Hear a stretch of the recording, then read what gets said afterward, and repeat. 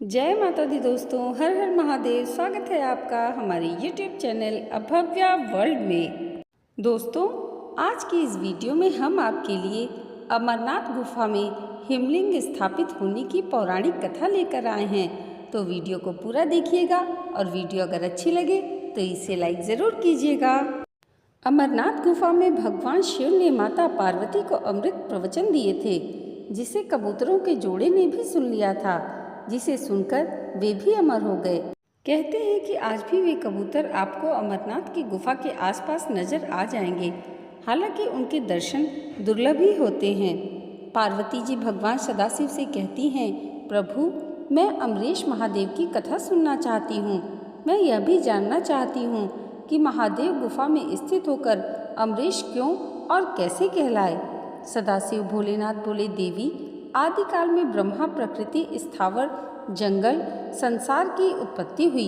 इस क्रमानुसार देवता, ऋषि, पितर, गंधर्व, राक्षस, सर्प, यक्ष, भूतगण, कुष्मांड, भैरव, गीदड़, दानव आदि की उत्पत्ति हुई। इस तरह नए प्रकार के भूतों की सृष्टि हुई, परंतु इंद्रादि देवता सहित सभी मृत्यु के वश में थे। इसके बाद भगवान भोलेनाथ ने कहा कि मृत्यु से भयभीत देवता उनके पास आए। सभी देवताओं ने उनकी स्तुति की और कहा कि हमें मृत्यु बाधा करती है।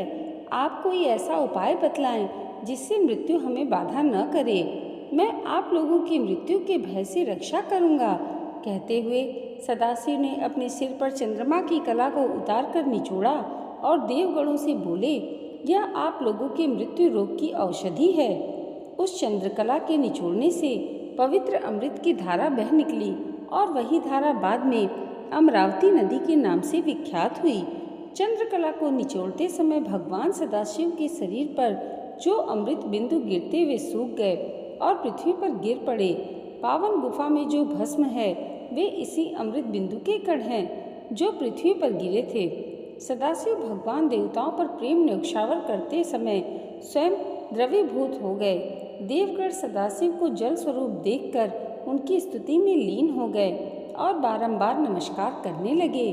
भोलेनाथ ने देवताओं से कहा, हे देवताओं, तुमने मेरा बर्फ का लिंग शरीर इस गुफा में देखा है। इस कारण मेरी कृपा से आप लोगों को मृत्यु का भय नहीं रहेगा। अब तुम यहीं पर अमर होकर शिव रूप को प्राप्त हो जाओ। आज से मेरा यह अनादिलिंग शरीर तीनों लोकों में अमरीश के नाम से विख्यात होगा। देवताओं को ऐसा वर देकर सदाशिव उस दिन से लीन होकर गुफा में रहने लगे। भगवान सदाशिव ने अमृत रूप सोमकला को धारण कर देवताओं की मृत्यु का नाश किया। तभी से उनका नाम अमरेश्वर प्रसिद्ध हुआ। इस गुफा की अमर कथा है। इस पवित्र गुफा में भगवान शंकर ने भगवती पार्वती को मोक्ष का मार्ग दिखाया था। इस तत्व ज्ञान को अमर कथा के नाम से भी जाना जाता है, इसलिए उस स्थान का नाम अमरनाथ पड़ा। यह कथा भगवती पार्वती तथा भगवान शंकर के बीच हुआ संवाद है।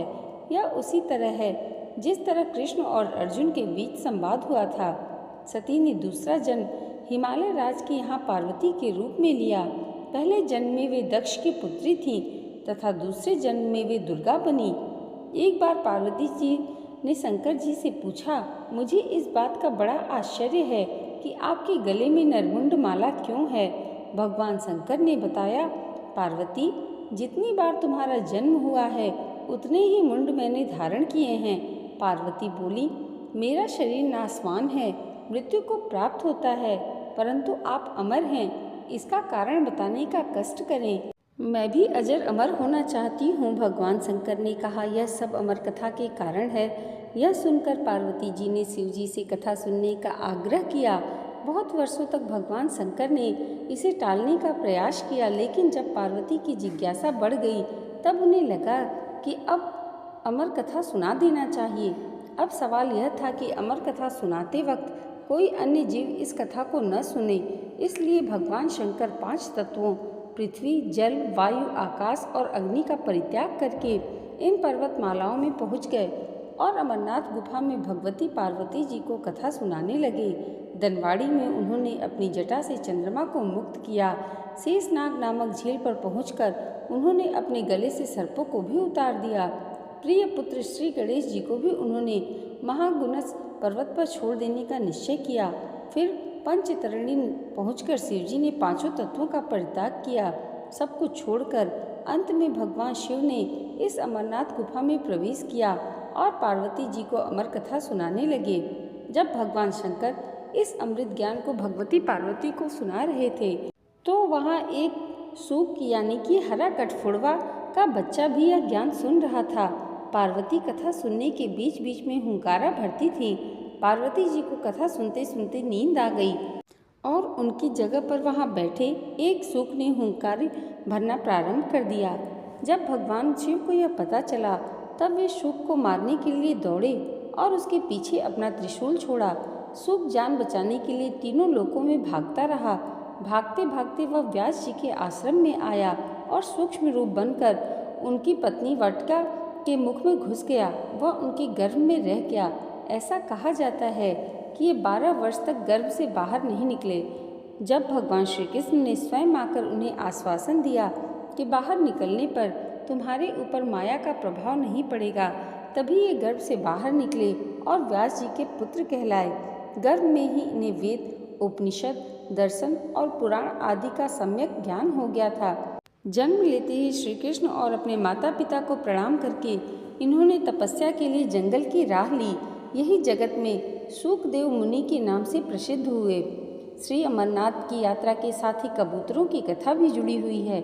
इस कथा के अनुसार एक समय महादेव संध्या के समय नृत्य कर रहे थे।